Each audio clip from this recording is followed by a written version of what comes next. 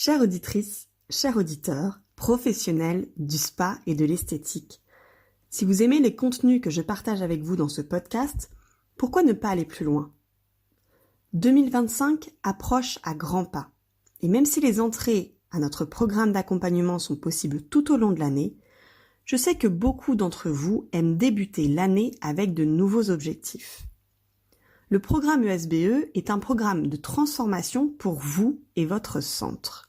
Il contient toute la méthode de gestion ESBE pour vous guider à structurer votre spa ou centre beauté bien-être afin qu'il devienne un centre de profit, rentable, reconnu dans votre région pour son expertise et la qualité de son expérience client. Durant une année, mon équipe vous accompagne à implanter cette méthode pas à pas dans votre centre pour opérer une vraie transformation. C'est un programme sur mesure qui s'adapte à votre profil et vos objectifs, que vous soyez gérante, indépendante, avec une équipe ou porteur de projet de création. Il contient 5 à 6 modules de formation, des cahiers d'accompagnement pour chacun des modules, tous les outils de terrain ESBE, un suivi avec votre business mentor qui vous apporte la clarté dans les décisions stratégiques à prendre pour votre centre, du suivi individuel avec votre coach formatrice qui vous accompagne et vous soutient tout au long du programme. C'est un accompagnement complet qui est le seul sur le marché à vous proposer un suivi aussi pointu et sur mesure. Ce programme est réservé aux gérants et gérantes de centres spa beauté bien-être qui veulent réussir et qui sont prêts et prêtes à réinventer leur centre. Nous sélectionnons les profils de chefs d'entreprise motivés et engagés dans leur réussite en accord avec notre vision de l'entrepreneuriat de demain. Alors si vous voulez nous rejoindre en 2025, déposez votre candidature en ligne et prenez rendez-vous avec mon équipe afin que nous assurions que cet accompagnement est fait pour vous. Retrouvez le lien pour candidater sur notre site internet. Maintenant, passons à l'épisode que vous voulez écouter. Vous écoutez l'épisode 98 du podcast Business en spa esthétique, les 5 astuces pour accélérer le succès de votre centre.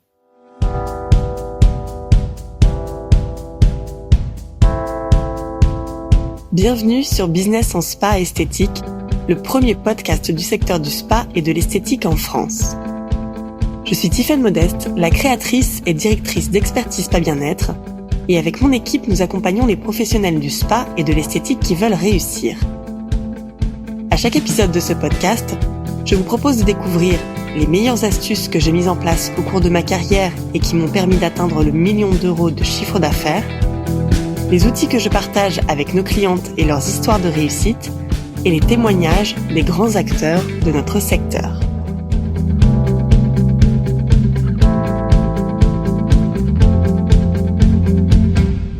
En tant que gérant de centre, vous êtes passé par différentes périodes et différentes phases. L'euphorie, l'exaltation, la fierté de la réussite, mais aussi des doutes, des craintes, des agacements, des angoisses ou bien la peur de l'échec. Vous avez su gérer les événements avec plus ou moins d'énergie, plus ou moins de motivation, mais une seule envie, réussir. Vous voulez maintenant être encore plus performant ? Eh bien, il est temps de donner un véritable coup d'accélérateur à vos compétences. Alors cette semaine, je vous livre 5 astuces pour mettre toutes les chances de votre côté. L'astuce numéro 1, organisez-vous. Comment font les entrepreneurs ou managers qui réussissent ? Eh bien, ils sont avant tout managers de leur agenda. Une organisation à toute épreuve pour vous aider à faire face aux rushs, aux urgences, et en parallèle une méthodologie de travail dédiée à vos périodes creuses, ce sont vos principaux alliés. Équipez-vous d'un agenda et planifiez les événements fixes comme les réunions d'équipe, les salons, les congrès, les conférences, les inventaires, les clôtures comptables, etc. Créez une seule to-do list avec 2 colonnes. Une colonne pour vos tâches professionnelles et l'autre colonne destinée à vos impératifs personnels. Notez toutes les idées qui vous viennent à l'esprit au fil des journées sur un seul et même carnet d'inspiration et piochez dans cette liste chaque semaine pour mettre à jour cette fameuse to-do list. Découpez votre emploi du temps pour dédier des plages horaires ou des jours de semaine à des missions spécifiques. Par exemple, pour le traitement des emails, vous pouvez vous planifier de les consulter tous les jours de 9h à 9h30, puis de midi à 12h30, et puis si vous avez besoin de 17h à 17h30 par exemple. Ou encore, vous pouvez très bien décider d'attribuer le lundi au suivi comptable et financier, le mardi à la préparation de votre plan de communication, le mercredi au suivi de l'équipe et aux entretiens individuels, etc., etc. C'est en reconsidérant régulièrement la gestion de votre temps que vous devenez beaucoup plus efficace. L'astuce numéro 2, clarifiez votre vision. Pour réussir, il faut se fixer et atteindre des objectifs. Mais en amont, il est essentiel de travailler ou de retravailler chaque année sa vision. Elle constitue votre point de départ, votre leitmotiv dans chacune des actions ou discours que vous tiendrez tout au long de l'année. Alors, pour redéfinir sa vision, c'est très simple. 3 questions à vous poser. La première question, quel est le résultat final que je veux obtenir? Par exemple, je peux vouloir devenir le premier day spa familial de ma région. Question numéro 2, quelles sont mes valeurs pour y parvenir? Par exemple, je choisis la bonne humeur, l'ambiance chaleureuse, le service avenant et ludique, le professionnalisme et l'avant-gardisme. Et la question numéro 3, c'est quelles sont mes forces et mes faiblesses pour y arriver? Ici, par exemple, je peux dire que mes forces, ce sont mon expérience dans un centre de loisirs au cours de mes études, d'avoir une équipe compétente et performante qui m'entoure, avoir des services et des produits innovants qui sont adaptés pour toute la famille. Et puis mes faiblesses, c'est peu de connaissances dans le marketing et la communication, besoin de développer mon réseau, d'élargir mes compétences techniques avec une formation de massage bébé par exemple. Une fois ces 3 réponses apportées, gardez-les précieusement. Peut-être en première page de votre agenda ou de ce fameux carnet d'aspiration. Gardez-les affichés au-dessus de votre bureau, dans un document spécifique sur votre ordinateur, pour vous y replonger à loisir et surtout dans les moments de baisse de motivation. L'astuce numéro 3, fixez-vous un premier objectif. Une fois votre vision remise au goût du jour, il est temps de vous fixer votre premier objectif prioritaire pour y parvenir. Faites l'analyse plus approfondie encore de vos forces et vos faiblesses pour réaliser votre vision, puisque ces constats vous permettront de faire un état des lieux, de voir quel est votre premier frein et ce sur quoi vous devrez vous concentrer dès le départ. Je vais vous donner un exemple. Si votre vision c'est devenir le premier day spa familial de ma région, on peut imaginer que les objectifs qui s'y relient sont premièrement, consolider ou améliorer mon offre, mes services, mes produits pour répondre aux besoins de ma cible. Deuxième chose, développer un nouveau soin ou un nouveau service. Ça peut être aussi communiquer pour acquérir de nouveaux clients sur cette cible ou communiquer pour fidéliser mes clients qui font déjà partie de ma cible ou encore recruter de nouveaux talents dans l'équipe qui ont la même vision de prendre soin de tous les membres d'une même famille. Dans la mesure du possible, essayez de chiffrer cet objectif principal, comme par exemple, ça peut être augmenter mon chiffre d'affaires produit de 10% sur le prochain semestre. Ou encore, recruter une nouvelle perle rare et un mi-temps dans les 3 prochains mois. Vous pouvez ensuite déterminer vos objectifs secondaires ou également appelés plans d'action. Et c'est l'astuce numéro 4 qui consiste à créer votre plan d'action.